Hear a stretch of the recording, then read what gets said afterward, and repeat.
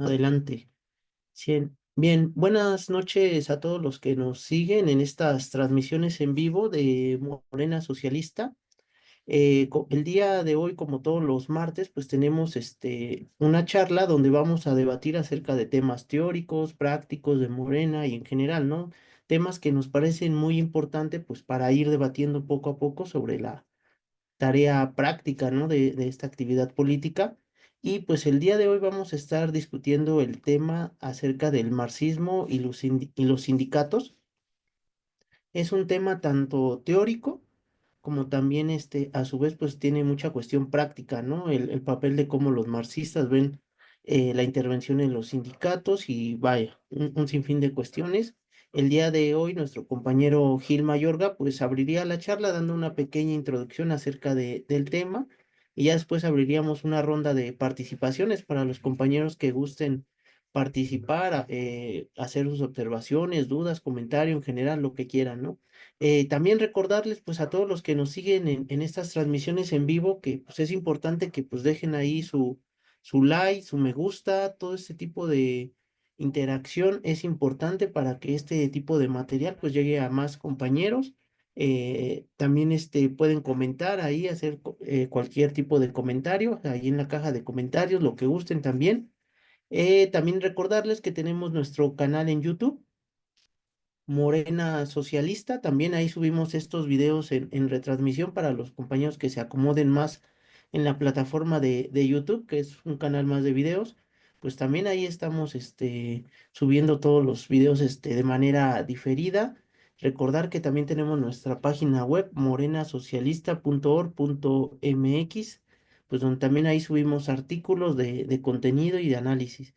Y pues en general cualquier tipo de interacción, suscripción con las páginas, con nuestras redes, pues en verdad ayuda bastante. Pues también si pueden apoyar compartiendo el material, pues también es muy importante, ¿no? Entonces, pues si ya están conectados en vivo, pues recuerden ahí darle me gusta y compartir, porque si no ya después no podemos avanzar mucho, ¿no? Si no se dan ese tipo de interacciones. Eso también ayuda, ¿no? Que esté vigente el canal. Pues bueno, yo creo que sin más, pues pasamos a la charla con nuestro compañero Gil Mayorga para que empiece esta pequeña introducción del tema. Pues muy bien, pues adelante, Gil. Sí, gracias y buenas noches a todos.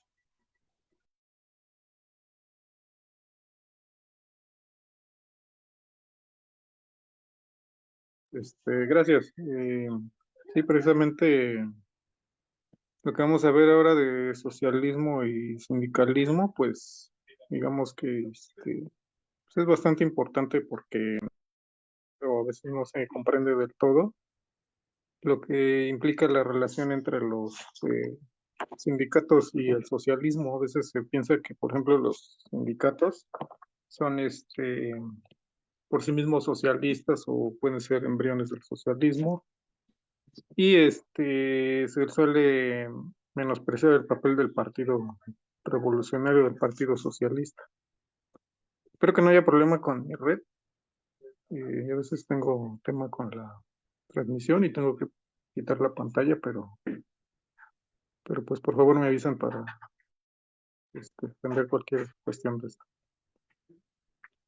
Primero que nada, lo que quisiera hacer es distinguir entre lo que se entiende por lucha de clases. Muy someramente hay que entender que la lucha de clases no es algo abstracto, es algo presente a lo largo de la existencia desde la dialéctica entre el proletariado y el gran capital, y se manifiesta en tres, por lo menos en tres grandes áreas, que es la lucha económica, la lucha ideológica y la lucha política. Ahora bien, esto quiere decir que los empresarios como clase y los trabajadores como clase tienen como tres grandes campos de batalla. O sea, una es la lucha económica, quiere decir que los obreros y los trabajadores en general luchan por mejores condiciones de trabajo, y los empresarios pues luchan por tener el salario lo más bajo posible. La lucha ideológica quiere decir que el gran capital pues intenta imponer a como dé lugar la ideología el liberalismo burgués, el pensamiento liberal y democrático.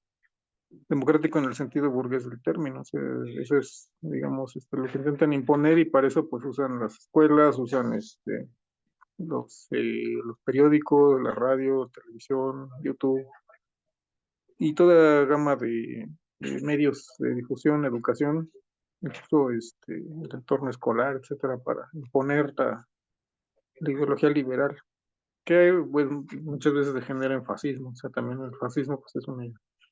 Si se puede aislar el fascismo como ideología, pues podemos decir que es una ideología burguesa extrema.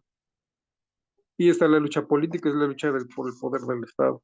O sea, es cuando, digamos, la lucha de clases arrecia, pues el papel del Estado se desenvuelve para mantener el predominio de la clase dominante o bien para dar el poder a una clase emergente. Entonces, en particular, nos interesa la lucha, la relación entre la lucha económica y la lucha política. O sea, finalmente la lucha económica se da a través principalmente de los sindicatos, o sea, de parte de las clases trabajadoras. Estos se organizan para luchar e imponer sus condiciones de trabajo. O sea, ¿qué es lo que buscan los trabajadores? Pues, salarios más altos. ¿Qué es lo que buscan? Es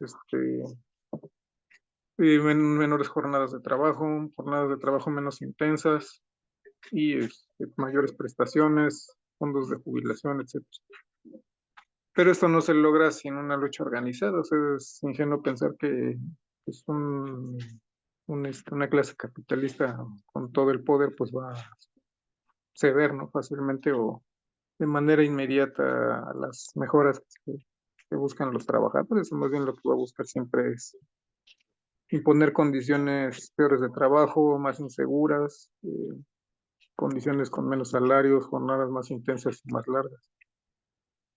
Y sin prestaciones y olvidándose de los trabajadores en retiro. Entonces, pues cuando los dos puntos de vista se oponen de esta manera tan diametral, pues solo queda resolverlo en el marco de la lucha económica. Entonces, el instrumento principal de la lucha económica pues se vuelve de parte de los trabajadores la huelga, o sea, el suspender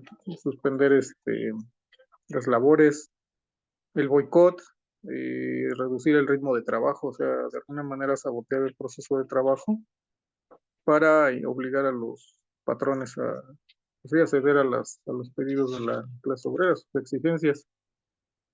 Incluso la mera amenaza de huelga o las gestiones legales ante los órganos del Estado, pues ya se vuelve una forma de presión. Finalmente, la presión es parte de esta lucha. Dentro de esta lucha económica, pues el instrumento más avanzado, digamos, que la clase obrera ha desarrollado para sí, pues ha sido el sindicato. O sea, los sindicatos son organizaciones permanentes que la clase obrera se da para organizar su lucha y organizar fondos de resistencia, es decir, reservas de dinero y activos que les permitan soportar huelgas prolongadas, o más o menos prolongadas. Los sindicatos pues tienen una organización propia, una dirección permanente, o es la idea que tengan una dirección permanente, que tengan relaciones políticas con partidos, con políticos, con órganos del Estado, con otros sindicatos. Y eso no pueden hacerlo necesariamente obreros que están, digamos, cubriendo una jornada, ¿no? Entonces tienen que ser una burocracia específica, de lo cual de esa necesidad pues, proviene una serie de cuestiones, ¿no? El hecho de que sea una burocracia sindical la que tenga que hacerse cargo de estas tareas. Pero bueno, continuamos. Entonces tenemos que hay sindicatos de empresas, o sea, sindicatos por unidad de trabajo. Tenemos sindicatos de industria que son más grandes o incluso con grandes confederaciones sindicales. En México, históricamente hemos observado todos estos tipos de organización. Particularmente a partir de los años 20, después de la revolución, pues una verdadera explosión de organización obrera. O sea, no siempre se ha recuperado esto en la historiografía o en la historia contemporánea, pero pues ahí ha estado, ahí ha habido una gran organización obrera después de la revolución. Y finalmente llevó a las grandes jornadas de los años 30, que fue el cardenismo. Si hubo un motor del cardenismo, pues ese fue la organización proletaria. Se formaron las grandes confederaciones obreras. Había una ya muy grande antes, que era la CROM, pero finalmente la más grande fue la CTM. Entonces, la CROM pues era sí, una organización, llamémosle, no patronal, sino independiente, pero básicamente al servicio del Estado obregonista. Y después la CTM fue creada bajo el cardenismo, pero pues degeneró inmediatamente después de que terminó el sexenio de Lázaro Cárdenas. Se degeneró completamente y sigue vigente hasta nuestros días, pero muy mermada y prácticamente rebasada por otros sindicatos, incluso independientes. Entonces, ahí hay toda una tela, ¿no? Histórica de donde cortar.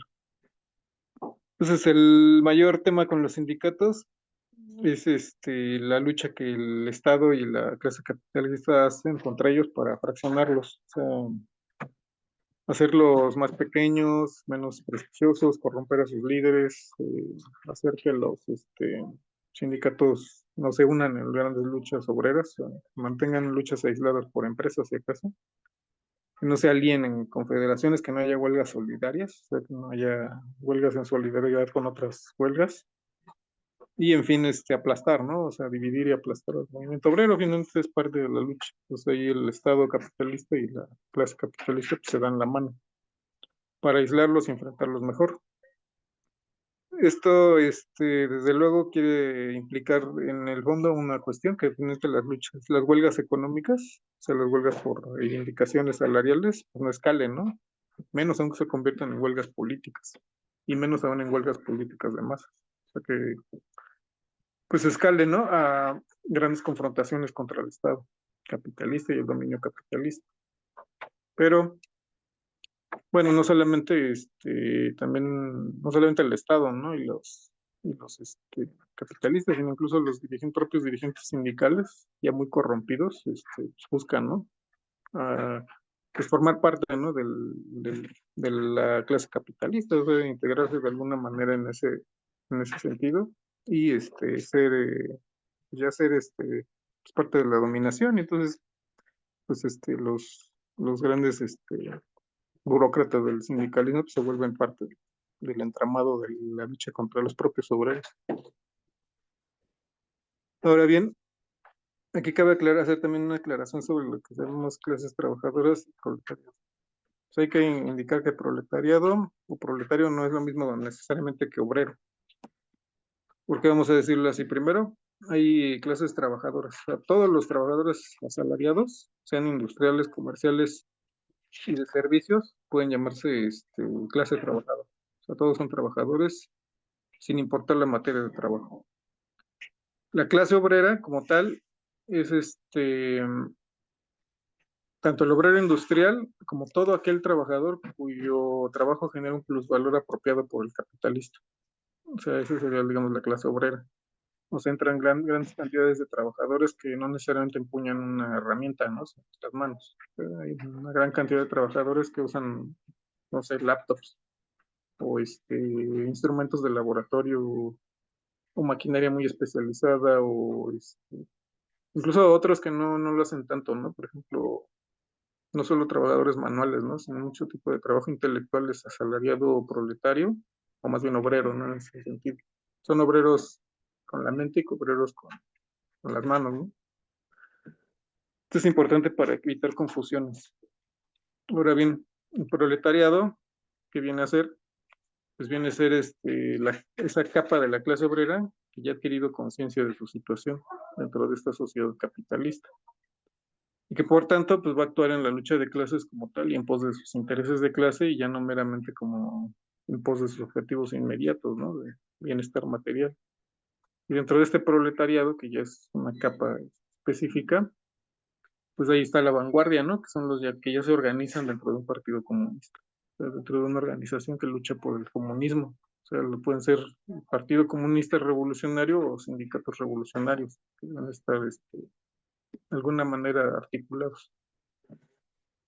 La aristocracia obrera, en cambio, son las capas de trabajadores asalariados mejores remunerados. Es aquellos que ya tienen un nivel de consumo que los separa de los intereses del proletariado en general y pues a veces se enfrentan con ellos. Entonces eso, digamos, sería la aristocracia obrera, ¿no? Y pues de ahí es importante porque las posiciones reformistas de los trabajadores muchas veces se nutren de esta aristocracia obrera, que puede ser más o menos numerosa, dependiendo de la especialización del trabajo y de el nivel de remuneración, ¿no? Porque finalmente es curioso que si las luchas salariales mejoran la posición de los trabajadores, pues muchos empiezan a escindir como aristocracia obrera, ¿no? Empiezan a dejar de ser considerarse ellos mismos trabajadores, menos aún proletarios o obreros, ¿no? O sea, ya no se reconocen como proletarios, ya no como obreros y menos aún como proletarios, ¿no? Entonces, eso es importante de tener en cuenta. Entonces, eso hay que distinguir entonces entre obreros, proletarios y su vanguardia y clase trabajadora en general. Entonces, la base material de los sindicatos reformistas, pues no es otra cosa que la aristocracia obrera, ¿no? O sea, y no la masa, ¿no? Sino sobre todo la parte de los dirigentes. Entonces, la singularidad es que estos sindicatos pueden tener una, pues una fraseología revolucionaria, a veces pueden tener una simbología también muy radical, un discurso progresivo, pero pues suele ser solamente pues digamos, una cobertura de posiciones en realidad ya reformistas, eso, ¿no? Sino más bien corruptas. Entonces, cuando las condiciones entre los trabajadores, pues van a escalar hacia situaciones revolucionarias, pues los partidos sindicatos reformistas, pues lo que van a hacer es empujar, ¿no? Y a aumentar, más bien virar hacia alianzas con el Estado y la clase capitalista. Entonces, por eso la aristocracia obrera es importante, ¿no? Es importante considerarla porque pues de ahí provienen muchos de los liderazgos reformistas.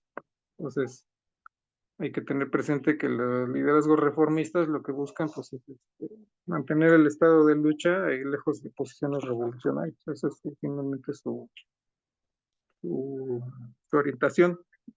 Entonces, eso es, digamos, podríamos decir lo que es en general la cuestión de la aristocracia obrera.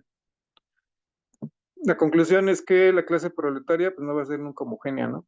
O sea, siempre va a tener capas y fracciones de clase y además de los diferentes trabajos y los diferentes centros de trabajo, los diferentes posiciones de los trabajadores respecto a su actividad. Esto hay que tener también, bueno, pasando al siguiente punto que quería mencionar, el movimiento socialista y su relación con los sindicatos. O sea, hay que ver que puede haber divergencias entre el movimiento como socialista o comunista y el movimiento sindical. ¿Por qué? Porque pues el movimiento sindical pues va a tender a vigilar primero los objetivos inmediatos, los objetivos de sobrevivencia de la clase trabajadora y de los obreros en general. Mientras que el movimiento socialista pues, tiene por objetivo la instauración del socialismo y después del comunismo. Entonces, la cuestión es que en este marco los intereses parciales muchas veces deben ser subordinados a las coyunturas, en ciertas coyunturas, a los objetivos de largo plazo de la clase trabajadora. O sea, de alguna manera el movimiento comunista y socialista tiene que ver más a la clase y el sindicato pues a veces solamente ve su fracción de clase. Pese a esto, hay que aclarar también que pues, el movimiento socialista tiene que vincularse indisolublemente a la clase proletaria y a través de ella pues al conjunto de las clases trabajadoras. O sea, no puede haber un movimiento socialista o comunista desligado de la clase trabajadora porque pues finalmente eso es su meta y objetivo. Aunque también tampoco puede subordinarse a ella de manera absoluta porque se trata de verla como clase en su conjunto y eso no siempre es visible incluso para los propios obreros. Entonces, de ahí viene una serie de cuestiones en las que hay que reparar y sí, de alguna manera hay que moverse de manera dialéctica. Porque el partido y el movimiento socialista lo que tiene que formar es, en fin, un bloque histórico. O sea, un bloque entre las diferentes fracciones de clase lideradas por el proletariado para, de esta manera, conformar un No frente se común oye. y único. ¿Sí? ¿Y ahí se oye? Voy a quitar mi cámara. ¿Ya se oye? Sí, sí, se oye. Ok. Entonces,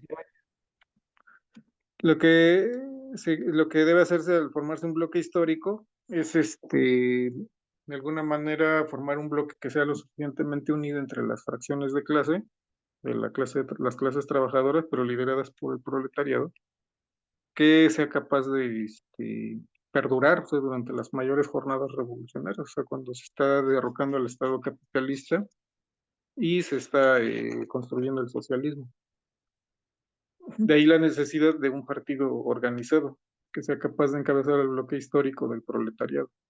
Entonces, esto no quiere decir que el partido debe ser construido antes de realizar cualquier movimiento al interior de la clase trabajadora. Eso es importante porque se cree que el partido se construye como in vitro, ¿no? En una botella o en un matraz, y que de ahí sale ya listo para tomar el poder. Más bien al contrario, o sea, de lo que se trata es de que el partido sea construido en el marco de la lucha. Incluso puede ocurrir como en la Revolución Cubana, ¿no? O sea, en la Revolución Cubana el partido ni siquiera existía cuando se tomó el poder en Cuba. Entonces después fue constituido después a partir de organizaciones revolucionarias de distinto tipo, incluyendo el Partido Socialista Popular Cubano. Entonces, el partido es producto de, más o menos históricamente ha sido producto de la confluencia entre intelectuales marxistas, perdón, y el desarrollo del propio movimiento obrero, incluso comprendiendo el movimiento sindical. Entonces, eso es la semilla, ¿no? Del movimiento comunista en pos de la toma del poder. Y esta experiencia no se debe reducir, ¿no? A una mera serie de anécdotas, ¿no? De anécdotas revolucionarias, sino que debe ser estudiada en su conjunto como lo hizo precisamente Lenin, ¿no? O sea, tiene que ser estudiado a fondo con base en la historia de los países y con base en la propia historia del propio movimiento obrero y socialista en el propio país. Entonces, por eso decimos que el partido pues, no es una mera organización más, sino un peldaño de la lucha de clases que representa la organización del proletariado como clase para sí. O sea, una clase dispuesta a luchar no solamente por reivindicaciones o por existir bajo el capitalismo, sino realmente por derrocar el capitalismo y tomar el poder para sí, el poder del Estado. Y eso no puede ser hecho por un partido que solamente mire los objetivos inmediatos de la clase. Por eso un partido no es un sindicato y viceversa. Entonces las tareas del partido no pueden ser asumidas por los sindicatos y tampoco las de los sindicatos por el partido. Y sin embargo, todos esos objetivos deben estar ligados, tanto históricamente como en la coyuntura. Pero bueno, esta es más o menos la introducción que les quería mencionar. Espero haber abarcado correctamente los puntos que queremos tratar y bueno, sobre esta dialéctica entre el marxismo y los sindicatos. Entonces, pues Edgar, devuelvo la palabra por iniciar una ronda de participaciones con los compañeros. Muy bien, pues gracias Gil por esta introducción. Pues si quieren abrimos una ronda de participaciones para los compañeros que se quieran ir anotando, hay que puedan ir levantando la mano, o participando sobre cualquier tema, ¿no? O duda, observación, lo que quieran para pues, apoyar, ¿no? Con esta retroalimentación en estas charlas. Entonces, no sé quién quiera participar, quién se quiere ir animando.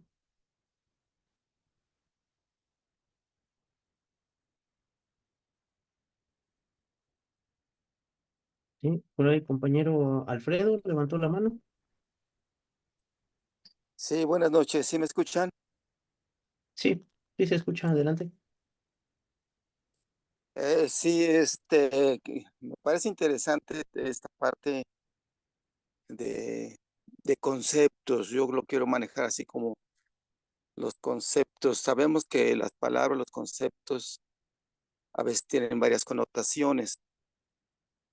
Yo me quedo con el capítulo 51, 52, 50, no recuerdo exactamente, en donde Carlos Marx habla sobre las clases sociales.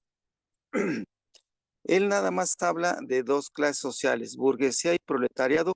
También menciona una burguesía, no recuerdo si es agraria, agrícola o campesina, pero tiene que ver con el campo, que es una clase social, pero la considera desde el punto de vista de la burguesía. Él considera nada más que existen dos clases y dice que la burguesía son los dueños de los medios de producción. Y en el caso del proletariado, es aquella persona que solo cuenta con su mano de obra, con su fuerza de trabajo, exactamente con su fuerza de trabajo, es lo que considera él como el proletariado. En este sentido, estamos hablando de más de 150 años, ya pues lo habíamos comentado, en donde la sociedad era diferente o era una sociedad que estaba en evolución. Creo que eso es lo correcto. Hoy en día el mercado laboral se ha extendido bastante y de hecho en Cuba dicen que son subempleados, se subemplean ellos solos. Ellos solos hacen su manera de vivir. A fin de cuentas, no se dicen que son burgueses, no sé si por el sistema que tienen de gobierno simplemente es que son subempleados, pero a fin de cuentas ellos no tienen patrón. Ellos hacen sus trabajos, sus artesanías, todo este tipo de cosas en donde no cuentan con un patrón, que los medios de producción son ellos mismos, pero por falta de capital, pues lo ven como la parte artesanal. Aquí en México tenemos varias características en el sentido de la misma sociedad que ha evolucionado. En 150 años yo creo que antes no había taxis, pero hoy en día encontramos a intelectuales manejando taxis, abogados, médicos y concretamente profesionistas, inclusive con títulos y a veces hasta con posgrado. Yo en algún tiempo vi a algunas personas que se iban a Estados Unidos con su posgrado a trabajar en la construcción. De hecho, por ahí tengo un pariente que acaba de regresar de Canadá y no estaba ejerciendo su profesión. Él estaba haciendo uso de su fuerza de trabajo para llevar el sustento. Y como decía Marx, el sueldo tiene que alcanzar por lo menos para recuperar las fuerzas del trabajador y tenga fuerza para al otro día trabajar. En este sentido, a pesar de que se tenga hoy en día una profesión, no es garantía de tener un buen trabajo, ni llegar a ser, hablando de los conceptos, ser una aristocracia proletariada. Yo creo que la aristocracia han sido títulos de nobleza que se dan en Europa. Aquí en México no existen esos títulos de nobleza, pero sí sabemos que tenemos algunas personas con título europeo, pero aquí no lo dan a conocer mucho. Me refiero a Elena Poniatowska y algunos parientes todavía de Iturbide. Por ahí hay algunas cositas en internet podemos encontrar. Yo me quedo todavía con la cuestión ya clasificada. Burguesía y proletariado. Burguesía, el que tiene los medios de producción, así sea el dueño del 5 o 6 taxis o 5 o 6 combis, y puede tener a los que nada más tienen su fuerza de trabajo, que sería pues desde un chofer que sabe manejar hasta una persona con título universitario que sabe manejar. Y ahí a fin de cuentas lo importante es tener el sustento para sobrevivir. Yo en este sentido repruebo mucho esa parte que algunos medios de comunicación amarillistas en algún momento decían que las universidades estaban produciendo desempleados. Yo creo que no es así. Yo creo que el sistema de gobierno no está produciendo los empleos suficientes para todos los profesionales que están saliendo de las universidades estatales, como punto número uno. Sabemos que existe, mínimo deben de existir una universidad por estado, aparte las particulares y aparte las universidades patito, que ha de haber demasiadas. Esas universidades están produciendo conocimiento con toda esa gente que sale y una de las pruebas es de que para tener un título universitario mínimo debes hacer una tesis y una tesis es una investigación científica. Se está produciendo conocimiento en las universidades. Que no encuentren empleo como profesionales no es culpa de las universidades. Yo creo que es culpa del Estado, a fin de cuentas, del sistema capitalista, de cuestiones muy interesantes que, pues, poco a poco estamos descubriendo con estas charlas que nos hace favor Gil y Edgar de iluminarnos con su tiempo que tiene para investigar o con su conocimiento, y eso me parece muy valioso que lo compartan con nosotros. Y bueno, por ahí sería mi parte esta de los conceptos de cómo podemos ver si de alguna forma estamos hablando que el proletariado es el que cuenta solo con su fuerza de trabajo. ¿Qué caso tendría entonces tener una licenciatura y tal vez un posgrado para manejar nada más? Que yo sí también apruebo y aplaudo que ningún empleo es deshonroso, ningún empleo tiene por qué sentir vergüenza el trabajador. Eso fue la oportunidad que le dio la vida, esas son las circunstancias que le tocó vivir y adelante. Por lo menos tenemos un intelectual, una persona educada que maneja un taxi o que hace algún otro trabajo. Hoy en día podemos encontrar los almacenes grandes de ropa, de calzado, de muebles, no quiero decir ninguna marca, pero ustedes se imaginan qué tipo de almacenes grandes, que en su mayoría de los que atienden a la gente tienen una profesión. Hoy en día ya no se les dice secretarias, hoy en día se dice asistentes, y esos asistentes ya cuentan con una universidad, con una formación profesional, y lo estoy diciendo por la universidad donde trabajé, de que las que empezaban como secretaria también tienen la oportunidad de estudiar, seguían con su plaza de secretariado y ya tienen una carrera universitaria. Su fuerza de trabajo es intelectual y muy fuerte, y yo creo que hacen una mejor tarea en su trabajo por las habilidades que se adquieren dentro de una formación profesional. Pero esto no quiere decir que esté bien. Lo que quiere decir es de que sí, el imperialismo, el capitalismo, pues no está aprovechando toda esta gente pensante, esta gente que el mismo Estado formó como profesionales. Y en ese sentido, seguimos viendo que existen las dos clases, la clase proletariada y los dueños de los medios de producción. No hay más. Ahora, también existe otra situación, otra circunstancia muy interesante. Podemos encontrar gente como de grandes empresas o de grandes negocios que emplean a mucha gente y que desgraciadamente no tienen una formación profesional. Simplemente se pusieron a trabajar fuertemente, hicieron un patrimonio, hicieron una empresa, y aquí en esta región de Hidalgo, principalmente en los llanos de Apan, podemos encontrar gente muy rica sin formación profesional, gente que trabajó fuertemente, que explotó a mucha gente y que sigue explotando y que la va a seguir explotando. Y que eso es lo que no queremos.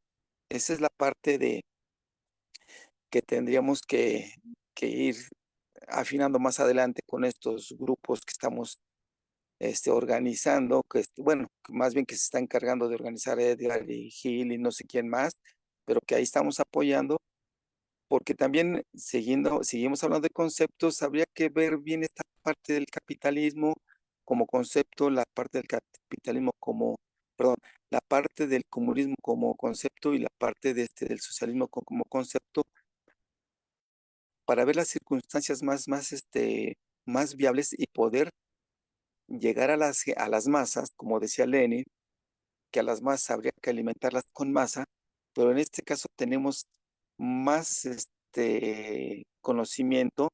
Estamos hablando de Lenin de hace 100 años. Exactamente, estamos pasando los 100 años de la Revolución Rusa del 17 y que por estos días andaba gobernando el señor Lenin, pero que hoy en día 100 años es mucho. Si hablamos de generaciones sociales, estamos hablando de entre 25 y 30 años. Y aquí estamos hablando que ya pasaron 3, 4 generaciones sociales y que de alguna forma pues la sociedad ha avanzado, ha cambiado y los modos de vida son diferentes, pero sí seguimos encontrando gente intelectual, gente muy capaz, gente con mucha energía intelectual, con trabajos, pues, disculpando la palabra peyorativa, pero de medio pelo, que ni el patrón ni el mismo profesional se atreve a buscar otras oportunidades. A veces creemos que lo que tenemos y nos alcanza para lo que necesitamos es suficiente y nos quedamos con eso. Lo que sí puedo asegurar de manera fehaciente es de que una persona con un título universitario vive mejor que una persona que no tiene, que no tuvo la oportunidad de estar en una universidad, ya que el tener una licenciatura hoy en día no nos da el nivel de vida, pero sí nos da una calidad de vida diferente a mucha gente. Hasta ahí dejaré yo mi comentario, compañeros.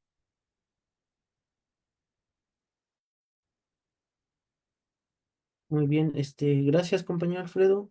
No sé si alguien más quiera participar, levantar la mano,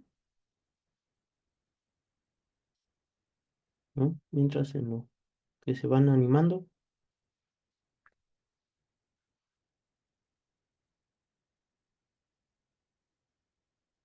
Bueno, si ahorita quieren participar, ahí levanten la mano. Bueno, ahí el compañero Alan levantó la mano. Hola camaradas, buenas noches. Nada más como para puntualizar, me gusta mucho que se haya tocado este tema. Es algo que irónicamente también estaba empezando a investigar para hacer proyecto de investigación final y pues la casualidad, ¿no? Son tiempos convulsos, ¿no? La situación y más que nada cuando estamos retomando la confrontación y estructuración sobre todo de cómo nos tenemos que organizar y hacer la lucha, es más que nada hacer esta cuestión, ¿no? Todo lo que nos engloba siendo como eh, proletarios, como sumándonos a las labores de entender la situación en la que estamos y el papel que jugamos, ¿no?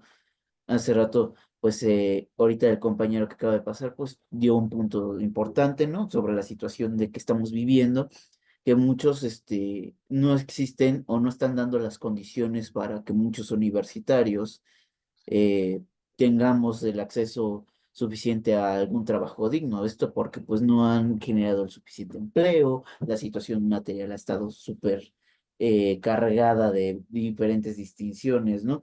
Más que nada con, con todas las reformas que ha habido y el abandono del sustento, creación del trabajo, esto ha hecho que las confrontaciones cada vez se agudicen más en la cuestión de hacer o buscar un futuro más digno para todos, ¿no? Entonces, pues muchos nos hemos dedicado a vender nuestra fuerza de trabajo como es debido, siendo que pues nos tengamos que explotar o dedicar a algo que no, generalmente no estamos preparados, pero eso no nos quita, como mencionó el compañero, el hecho de que tengamos conciencia, incluso la propia capacidad de generar otro tipo de perspectivas en estos espacios de trabajo. Al final del día, pues por eso hemos sido formados, ¿no? Y muchos que venimos de ciencias sociales es nuestra choque de realidad que hemos tenido. A través de esto, pues la confrontación de hacer nuevos espacios y reivindicar más que nada la lucha a través de, pues ahora sí, organizarnos verdaderamente y no esperar pues a que pues las cosas sucedan, pues, es ir a movilizar y sobre todo a tratar de generar estos nuevos espacios, incluso en las nuevas perspectivas de estas nuevas zonas de trabajo, estos nuevos empleos que pues nos permitan verdaderamente concientizar, ¿no? Porque y de igual forma hay así como también salimos preparados muchos y con el acceso que tuvimos bastante a la universidad, también esto no a veces no nos genera conciencia, más que nada, pues es la eterna promesa de que pues un universitario pues tiene que ser aspiracionista, ¿no? Lo mencionaban ahorita de que generalmente se nos distancia, se nos forma ideológicamente de que somos muy aparte, ¿no? De que no somos proletarios, no somos, ya una vez con el título, somos otra cosa que económicamente y en el mundo productivo siempre se asume esto por el gano del aumento, la gran diferencia salarial, pero sabemos que si un día quedamos completamente discapacitados, caemos enfermos, nos terminamos prácticamente quedando inválidos o ya no le servimos a los propios intereses de la empresa, el sistema, el capital, pues automáticamente quedamos completamente desahuciados, ¿no? Y quedamos abandonados a nuestra propia suerte, cosa que ya automáticamente pues nos muestra que no somos tan diferentes en la cuestión en esa cuestión a diferencia de toda la demás clase trabajadora. Así que más que nada es una lucha ideológica que tenemos que ir mostrando, que tenemos que confrontar, generar la conciencia de clase y evitar esas esas maneras tan tendenciosas de pensar, de sobre todo creer en esa manera tan aspiracionista, con cintas de burguesía que solo permiten la alienación de todos, ¿no? Eso es algo pesado porque siempre es muy fácil decirlo, siempre decir, pues vamos a luchar, ¿no? Pero al final del día la problemática es que pues, existe un cierto número, un gran número de personas que pues están con estos ideales, ¿no? De que yo no soy trabajador, yo soy emprendedor, yo soy otra cosa, ¿no? Y de igual forma, aquí encaminándolo al tema principal que son los sindicatos, pues al final eso se confronta, ¿no? Por ejemplo, sindicatos en universidades, sindicatos dentro de sistemas chonchos, y como se mencionaba, lo que fue todo el sindicalismo mexicano, pues siempre se buscó dar un contraste con un corporativismo, ¿no? Y nunca hubo una confrontación verdadera que permitiera ahora sí a los trabajadores luchar completamente. O sea, siempre fue una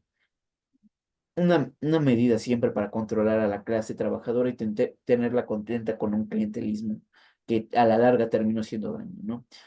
Eso evolucionó en ciertas perspectivas de que pues, la idea que estuviera de los sindicatos o la propia organización de trabajadores, las huelgas mal vistas, y no un derecho o algo que tengamos, tiene que ser natural, que tiene que, bueno, no natural, más que nada, que tenemos que exigir y que cada vez que sea una forma de confrontarnos para dignificar y para, sobre todo, emanciparnos sobre la cuestión de depender o la lucha más que nada por una vida digna, ¿no? Entonces, con toda esa cuestión, pues voy cerrando de que es un tema bastante denso. No, pues obviamente tenemos que analizar estos espacios, tenemos que replantear mucho, pues ya tenemos grandes sombras que ya lo han mencionado, Lenin más que nada que se ha profundizado, también un poco de Arturo Labriola, que fue un gran marxista que profundizó en estos aspectos del sindicalismo revolucionario en Italia, de los primeros que introdujo esta cuestión. ¿Ya se metió Entonces, tu hijo ¿mande? para jugar? Bueno, en esas cuestiones, ¿no? Y sobre todo hacer la lucha social. Con esto cierro, es cuanto, compañeros. Muy bien, gracias, compañero Alan. Entonces, pues no sé si haya más participaciones. ¿Quieres comentar algo, Gil, mientras regresamos? Sí, justo. Creo que hay un micrófono abierto. Aquí hay un micrófono. Ahí como ruido. Sí, gracias. Ya. Sí, comentar los conceptos de las clases siempre están como en confuso, pero nunca se mencionó que estuviéramos como en posición diferente a la de Marx, ¿no? O sea, cuando habla de un proletariado y una clase capitalista, pero lo que se dice es que el proletariado no es homogéneo. De hecho, tal vez para el concepto de clases trabajadoras pues sea más conveniente aquí, porque finalmente quien tiene que trabajar es porque carece de propiedad, y trabajar no se refiere a toda clase de actividad humana. O sea, el trabajo bajo los conceptos del capital, trabajo se refiere a aquel trabajo que genera valor. O sea, trabajo no se puede entender, por ejemplo, si yo arreglo mi jardín. O sea, bajo el capital, los conceptos del capital y del marxismo, trabajo no se refiere a la actividad que yo hago para arreglar mi jardín de mi casa. O sea, sino el trabajo que hago para producir una mercancía que se pueda intercambiar y redituar a quien la vende. Entonces hay que entender que los trabajadores o clases trabajadoras son aquellos que se dedican a generar productos para el mercado. Y por tanto, como clases son aquellos que van a entregar ese producto a un poseedor, a quien posee la maquinaria, herramienta, equipo, instalaciones, o sea, los medios de producción, y que a su vez va a colocar el producto en el mercado y se va a quedar con una fracción llamada plusvalor.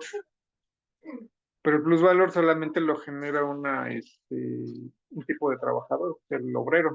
Simplemente es el trabajador cuya jornada del trabajo no es pagada completamente y la diferencia del plusvalor pues, es apropiado por el capitalista. Hay otros tipos de asalariados como los comerciales y de servicios, sobre todo los comerciales que no necesariamente generan plusvalor, sino que consumen plusvalor, pero a su vez ellos son asalariados, o sea, no devengan una ganancia, sino que pues, dependen de su salario para existir, no son poseedores de medios de producción. Entonces los grandes capitalistas son, y en general los capitalistas son aquellos que no tienen necesidad de trabajar para generar sus mercancías, sino que las obtienen del trabajo de otros. Ahora bien, hay grupos de personas intermedios, por ejemplo, la pequeña burguesía. La pequeña burguesía, digamos, son pequeños poseedores, o sea, gente que, por ejemplo, posee una tienda, un pequeño taller, donde ellos son poseedores, pero sí tienen que trabajar para hacer el producto. Por ejemplo, reparadores de calzado, reparadores de autos, y los comerciantes que mencioné, son dueños de las mercancías, de las piezas, del local, pero no pueden, digamos, solo depender de otros trabajadores, porque a lo mejor no los pueden contratar, sino que ellos mismos tienen que trabajar, o sea, reparar los carros, vender las mercancías, etcétera, y entonces se llama pequeña burguesía, porque a la vez que trabajan son poseedores. Entonces estamos hablando de otra clase. Pero también por eso no hay que confundir el objeto del capital, porque el manifiesto y el capital hablan de proletariado y burguesía únicamente. Pues es un proceso de simplificar el núcleo del capitalismo, o sea, irse a la base misma del capitalismo y reducirla a los mínimos, o sea, los mínimos necesarios para poder explicar, para poder detallar el proceso en conjunto, o sea, la base esencial. Es decir, es un capitalismo ideal que no existe en la realidad. O sea, un capitalismo ideal no necesita más que un proletariado y una clase capitalista, un capitalista y un proletario, para desarrollar toda la exposición del proceso de transformación y de distribución del capital. Ahora bien, si nos vamos a la realidad, o sea, de los países capitalistas, podemos ver en ellos que en realidad hay fracciones de clases heredadas de épocas pasadas.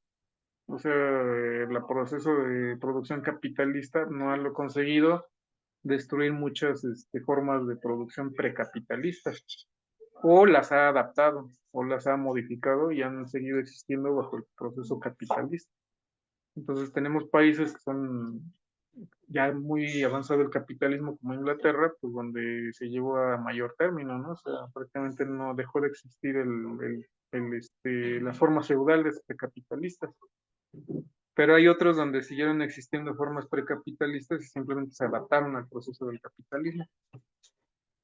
Entonces, incluso el esclavismo, por ejemplo, sigue existiendo en algunos lados que son capitalistas, pero ese capitalismo se adaptó el esclavismo se adaptó al capitalismo, por ejemplo, en los Estados Unidos del siglo XIX.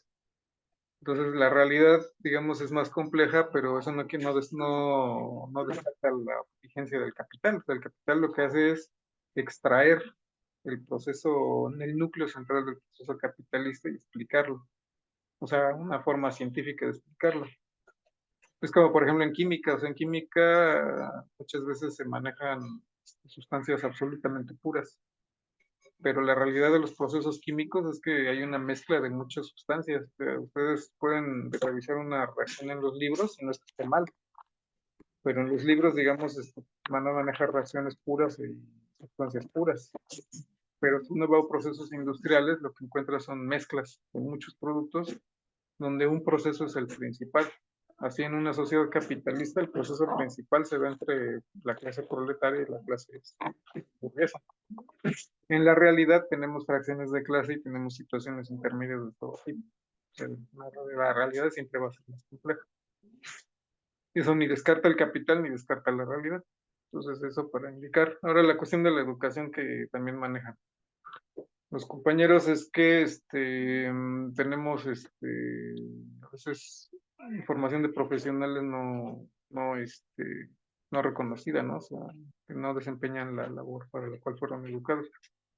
Eso es una particularidad que en realidad no viene mucho al tema del sindicalismo y del socialismo. Eso es como una cuestión de cómo se forma la mano de obra, digamos, del capitalismo.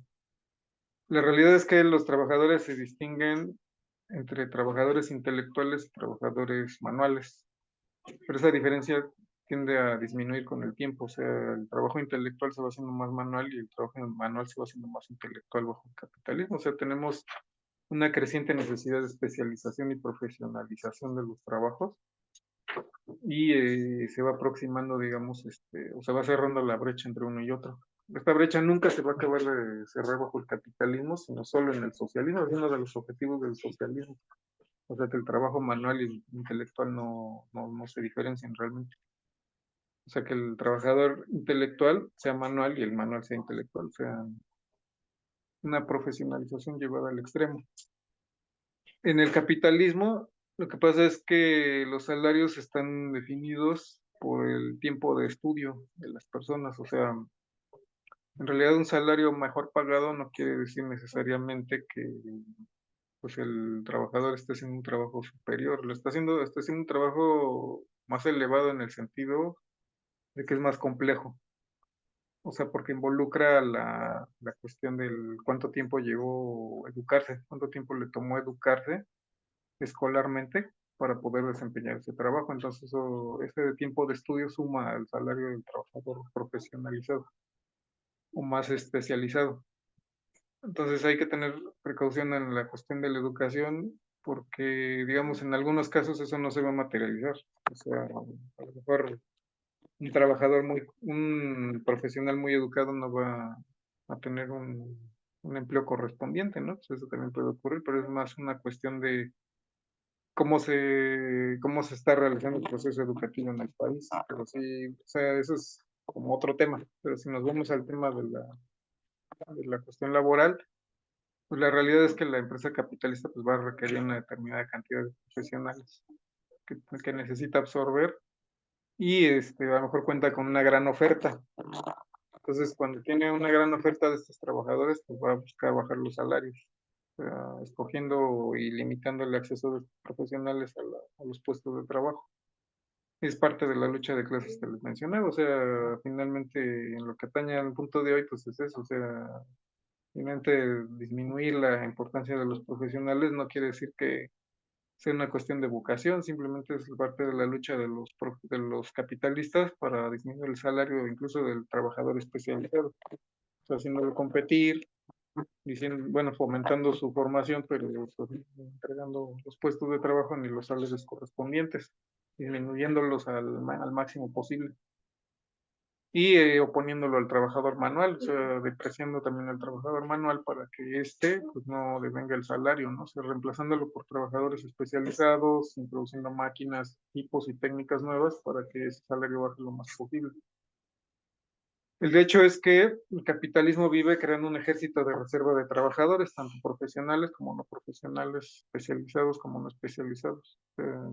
Por eso el desempleo cero en el capitalismo es casi imposible. O sea, el capitalismo genera y regenera ese ejército de obreros y trabajadores en general sin trabajo, porque así consigue presionar a la baja los salarios de los que sí están empleados y tener siempre, pues, repuestos, ¿no? Siempre un profesional o un no profesional, pues, que esté dispuesto a aceptar un trabajo, por peores condiciones.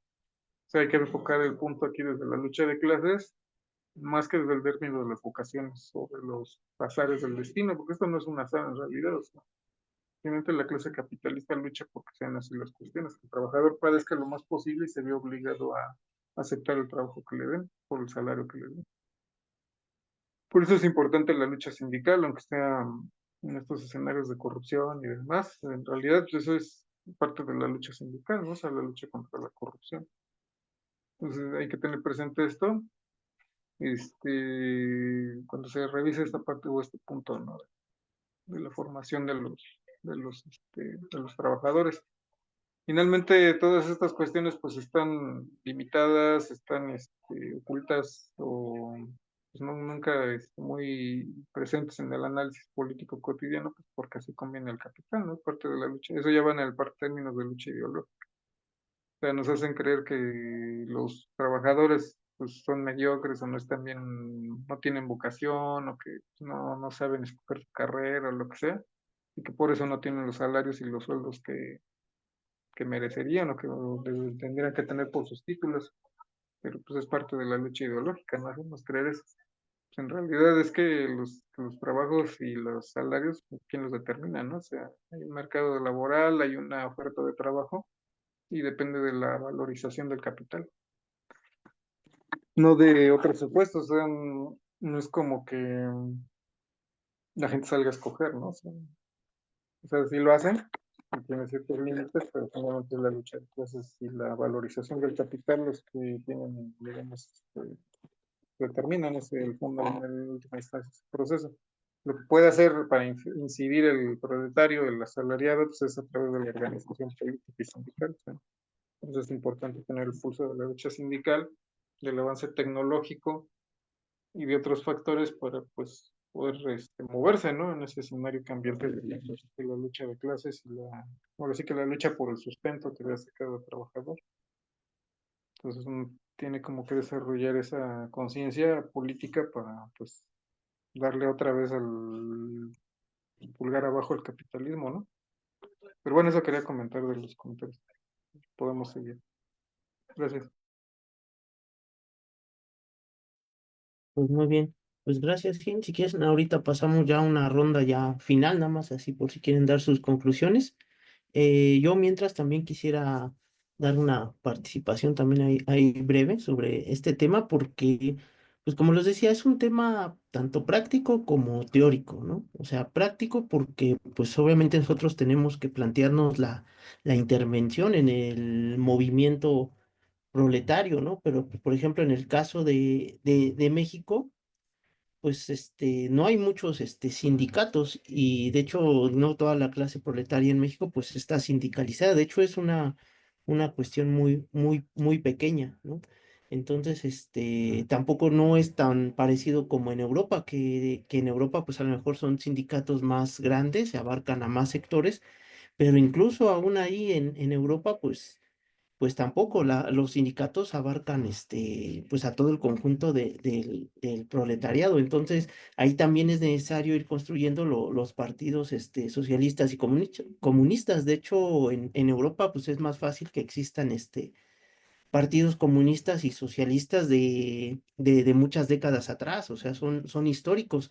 Pero, por ejemplo, aquí en el caso de México, que no tenemos ni partidos comunistas, ni socialistas, ni tradición socialista, ni comunista, y no tenemos tampoco tradición sindical, pues sin duda se vuelve más complicado, ¿no? La intervención para los marxistas, porque luego aquí he escuchado, por ejemplo, luego nos ponen comentarios aquí en las redes, ¿no? Dicen, bueno, es que ustedes, de Morena Socialistas no intervienen, ¿no? En el trabajo sindical, pues como si fuera tan fácil, ¿no? Como si nada más pusieras un letrero y ya seguramente la gente viene hacia ti, pues no creo que ocurra eso, ¿no? Más bien, si no hay una intervención, también se debe un poquito a que hay que organizar ciertas fuerzas, ¿no? Para poder intervenir, también tener una cierta estrategia, ¿no? De qué luchar, ¿no? Más que nada por eso. Entonces, por eso aquí es donde viene otra vez regresar esta parte práctica, ¿no? Que como les decía, en México está no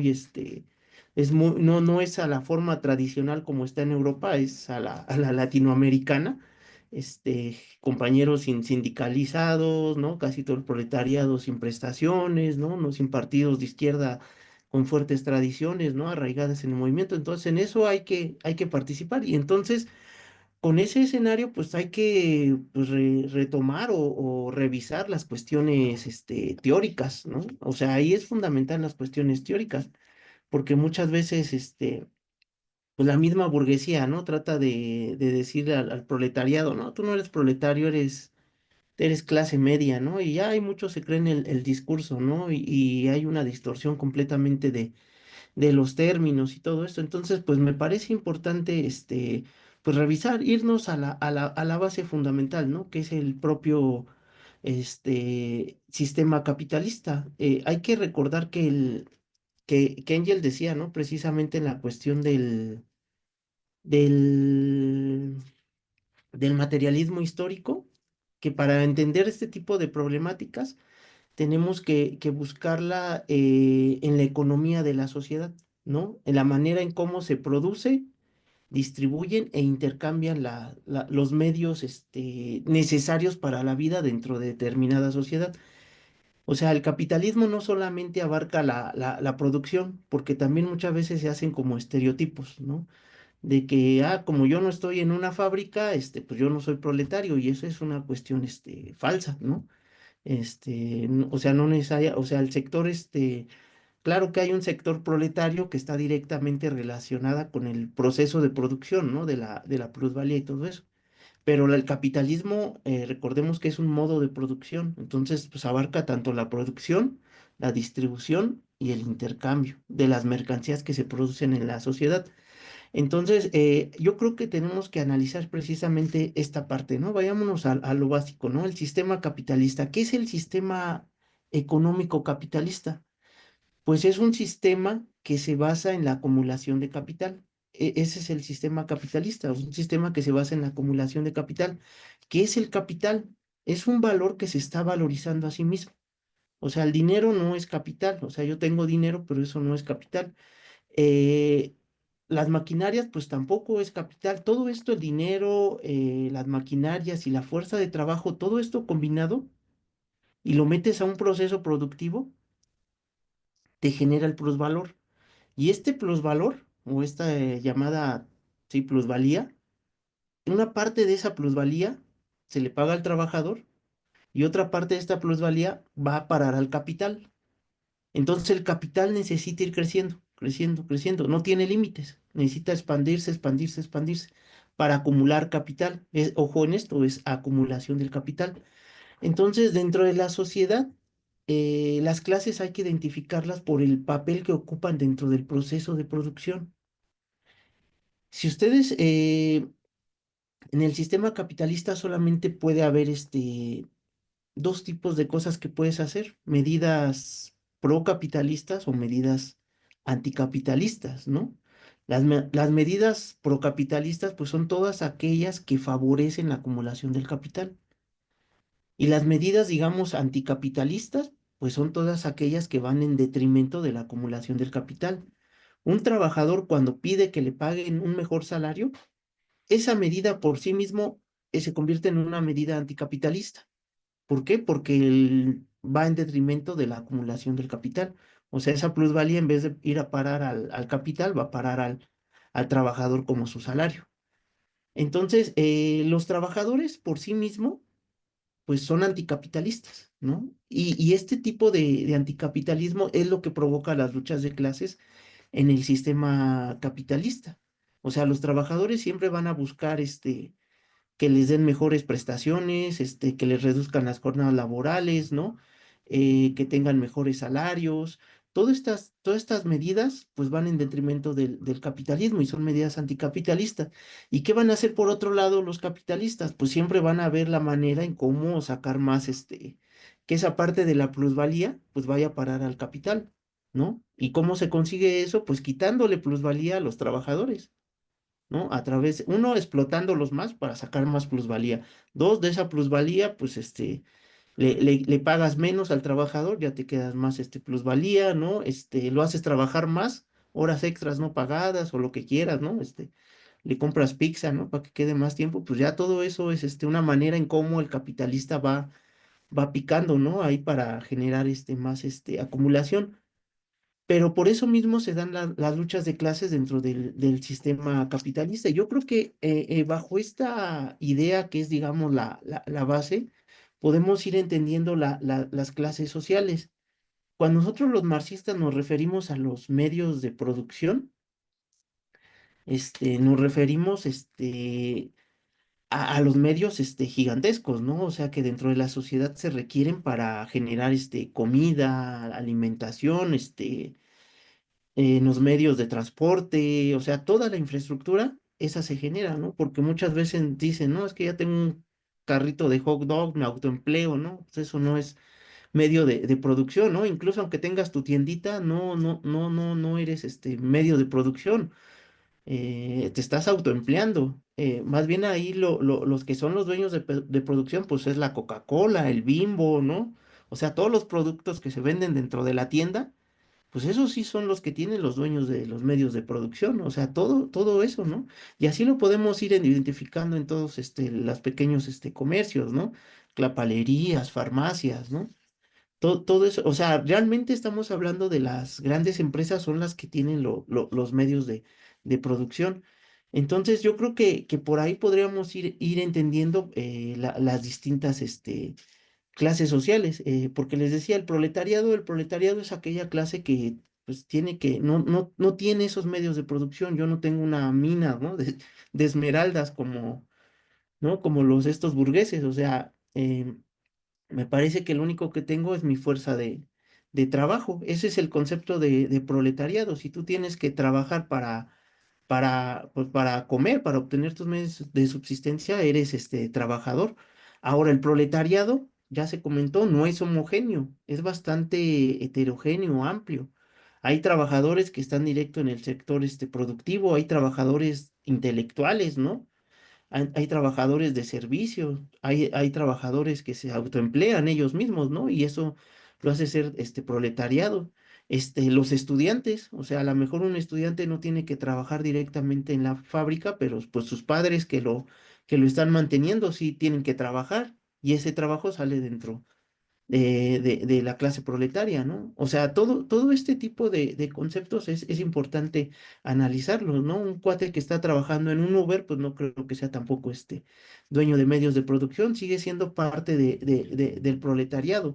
O sea, mientras nosotros estemos sometidos a las fluctuaciones del mercado, por ejemplo, pues yo tengo que conseguir dinero para comprar comida y a mí sí me afecta si sube o baja el precio del jitomate, del huevo.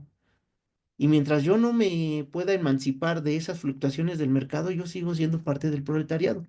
¿Cuándo te podrías emancipar? Pues solamente que te vuelvas millonario, pero pues esa sería otra forma, ¿no?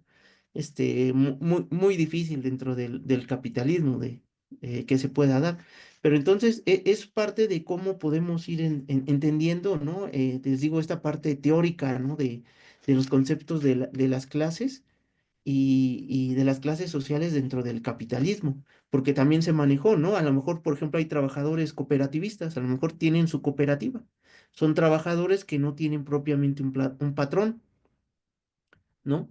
Pero a lo mejor hay un cierto grado de emancipación, ya no tengo un patrón directamente, pero son cooperativas que viven dentro del capitalismo y el salario que ganan esos trabajadores, pues lo ocupan para comer, lo ocupan, pues sí, para comer, alimentarse, o sea, vivienda. Y todo eso, pues está sujeto a las leyes del mercado capitalista, o sea, no se han emancipado. O sea, incluso a ese grado, entonces siguen siendo parte de la clase proletaria, ¿no? O un jubilado, por ejemplo. A lo mejor el jubilado ya no tiene que trabajar, pero todo eso de lo que vive, pues fue parte de lo que acumuló cuando era trabajador. Sigue siendo parte de la clase proletaria. O sea, a lo mejor ya no es trabajador, un trabajador es alguien que trabaja, pero aquí estamos hablando de clases sociales. Y la clase social ya te involucra a un grupo social de personas que tienen un interés en común. Entonces, por ejemplo, al proletariado, pues a todos nos afecta si sube o no el salario, si nos afecta si hay o no prestaciones, nos afecta si hay empleo en el sistema, ¿no? Todo eso nos afecta, aunque a lo mejor muchos no son conscientes de eso, pero todo eso nos afecta. Y ahí es donde viene otra vez la cuestión práctica, ¿no? De pues cómo intervenimos en México. Pues yo creo que en México, pues ya comentamos la situación, ¿no? No hay tradiciones, ¿no? Organizativas, tanto de partidos de izquierda ni de sindicalismo, ¿no? Entonces, más bien aquí en México el proletariado está muy disperso, muy heterogéneo, muy dividido, muy segmentado. Me parece que se pueden ir retomando ese tipo de medidas para empezar a organizar a la clase trabajadora, porque pues sí, uno está muy desprotegido, ¿no? O sea, ya ha habido casos aquí como recientemente se comentaba, ¿no? El de los estudiantes que estuvieron cubriendo una nota y pues salen a la luz, ¿no? Muchas de las situaciones de las condiciones, de prestaciones laborales en las que ellos se encuentran, ¿no? Y así hay millones de trabajadores, de que si te pasa algo, pues nadie va a responder por ti. O sea, todo ese tipo de demandas se tienen que ir retomando. La cuestión, por ejemplo, también de los salarios. Yo he visto que han salido últimamente muchas, universidades patito, ¿no? De esas de que en 2 años ya te dan tu licenciatura de derecho, ¿no? Incluso están un poquito muy rara esa situación, pero todo ese tipo de escuelas pato les llamo así porque no son privadas, ¿no? Las privadas son las otras, las pesadas, ¿no? Como el ITAM, la Ibero, ¿no? Todas esas donde pagan 30,000 pesos al mes. Pero si tú pagas 30,000 pesos al mes en colegiatura, no creo que seas todavía un asalariado, vas a estar un poquito con mejores ingresos, ¿no? Pero en el caso de las escuelas, patito, ¿no? De estas, que si pagas una colegiatura y te dan tu título en año y medio, 2 años, hasta doctorados y maestrías, ¿no? Muchas de esas tienen que ver precisamente con que se haya abaratado el sueldo de los profesionistas en México, ¿no? Pues ahora antes el profesionista tenía que cursar 5 años en una carrera, ahora ya te dan tu cédula para en 2 años, ¿no? Y eso abarata, como ya hay muchos profesionistas, abarata el precio de la mano de obra de los profesionistas. Y eso es lo que ha venido haciendo el capital. Son de las cuestiones que nosotros deberíamos reivindicar. Anteriormente estaba la UNAM, el POLI, las instituciones públicas, ¿no? Donde tenías que cursar todos tus años y salías como profesionista y encontrabas buenos, salarios. Pero los cambios en el proceso de acumulación de capital, pues han cambiado, ¿no? Y todo esto se ha reflejado ahí, ¿no? Que hay bajos, salarios y prestaciones laborales. Entonces, yo creo que son muchas de las demandas que quizá deberíamos ir, retomando para tratar de generar organización entre los trabajadores, o entre la clase proletaria que no está muy bien organizada, ¿no? O sea, yo creo que son de las demandas, porque el proletariado como tal, pues existe, ¿no? Porque muchas veces dicen, no, es que el proletariado ya es una clase social que no existe, ¿no? Pero ¿cómo no va a existir? O sea, tú vete al metro Pantitlán, ¿no? A las 7 de la mañana, está lleno de clase proletaria, ¿no? Pues obviamente cada quien va en su mundo, ¿no? Cada quien va con su problemita, personal, ¿no? De ir a buscar el trabajo, no llegar tarde para sacar dinero y a lo mejor esto le alcance para su comida, pero de que está todo el proletariado ahí, ahí está el proletariado, ¿no? Ahora, ¿cómo conjuntamos estos esfuerzos, ¿no? Con una conciencia, ese es el problema práctico, ¿no? Pero les decía, habría que retomar todas estas cuestiones, teóricas. Pero bueno, yo ahí lo dejo de comentario. Pues yo creo que si quieren vayamos, pues ya concretando la charla. No sé si quieran, dar algunos comentarios finales los compañeros, ya para ir cerrando la charla. O si no, pues ya regresamos con Gil.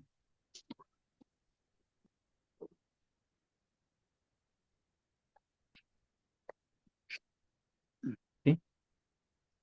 ¿Quieren hacer algún comentario de manera ya de conclusión? O si no, ya Sí, cerramos. ¿sí me escuchan? Sí, sí, Ah, compañero. sí, mira, me robaste la palabra. Antes de que hablaras de la cuestión del cooperativismo, yo 5 o 10 minutos antes estuve checando, porque de eso no hemos hablado, de la cuestión cooperativa aquí en México, y lo que encontré de primera mano, y habría que proteger más, estamos hablando de 18,000 cooperativas en México que albergan más de 8 millones de trabajadores. El punto sería aquí cómo están funcionando esas cooperativas, si hay sindicato, cómo están sus prestaciones, lo que decías, cómo están sus salarios, en donde puedo decir que la primera vez que yo me enteré de las cooperativas, se supone que todos eran dueños y todos trabajaban, pero no todos tienen el mismo sueldo. Eso nomás lo pongo como reflexión, como para ir checando. Dentro de las preguntas retóricas que hacía yo la semana pasada, en el caso que nosotros nos convirtiéramos en un país socialista, comunista, ¿cómo quedarían ahora las cooperativas? Al parecer en Cuba también existen cooperativas, pero no sé exactamente cómo funcionan con su sistema de gobierno. Y nuestro cambio de que intentamos, y como lo decía yo la semana pasada, me gustaría ver que nuestro sistema de gobierno, nuestro modo de producción cambiara del capitalismo al comunismo, al socialismo. Me gustaría ver eso, ver cómo quedan los profesionales, ver cómo quedan las cooperativas, porque hablar de más de 8 millones de personas, de trabajadores, sí es una gran cantidad y a esa altura no sé cómo estén funcionando estas cooperativas registradas, obviamente. Y habría que checar bien si son esas o es el primer dato que encontré a primera mano. Pues gracias, compañeros. De mi parte sería todo y pues estamos pendientes para las siguientes charlas en el futuro.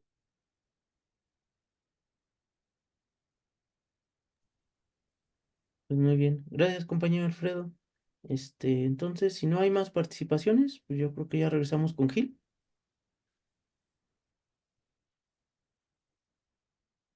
ya para cerrar la charla.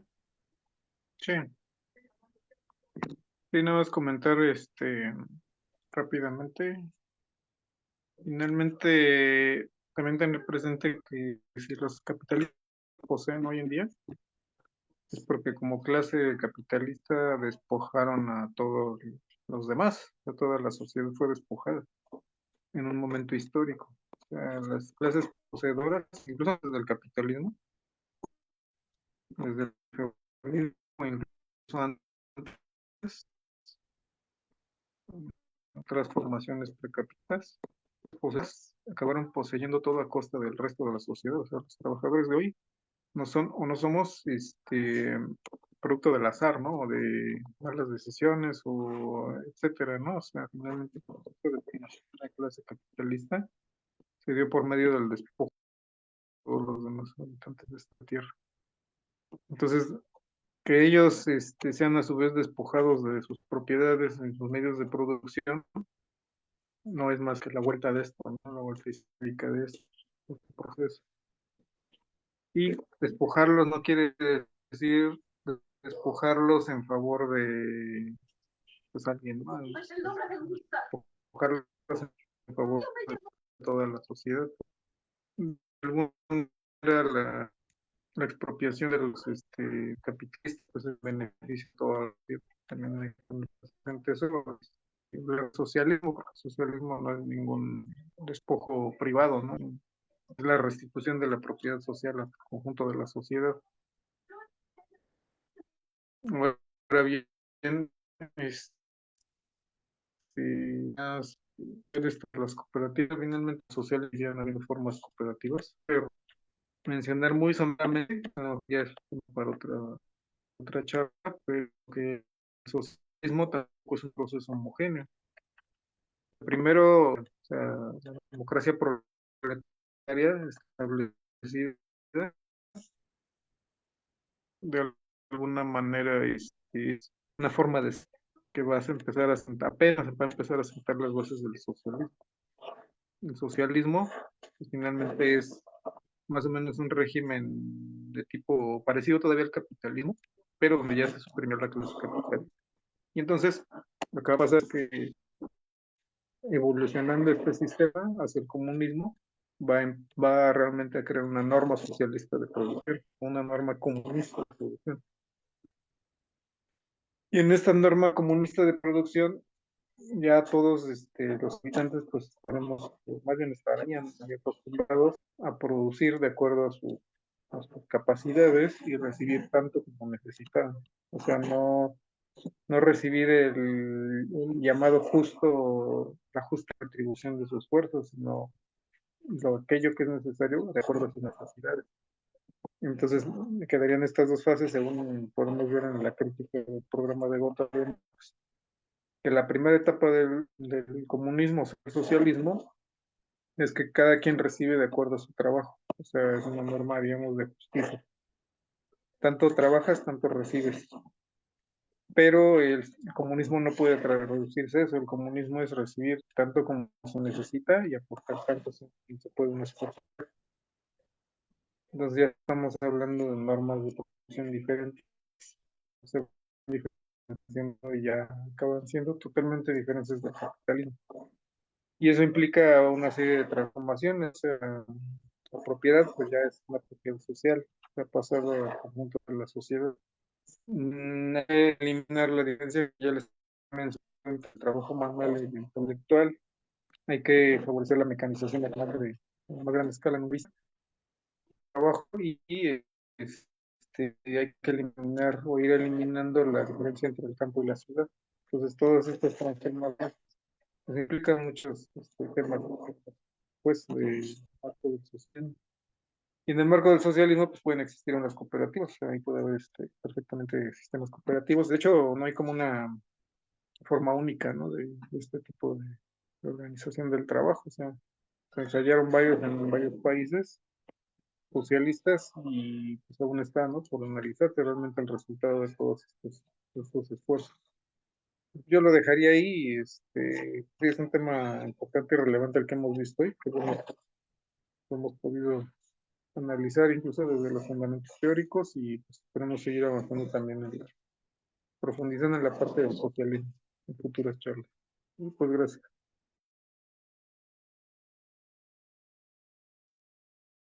Pues muy bien, pues gracias, Gil. Pues yo creo que ya con esto cerramos la charla.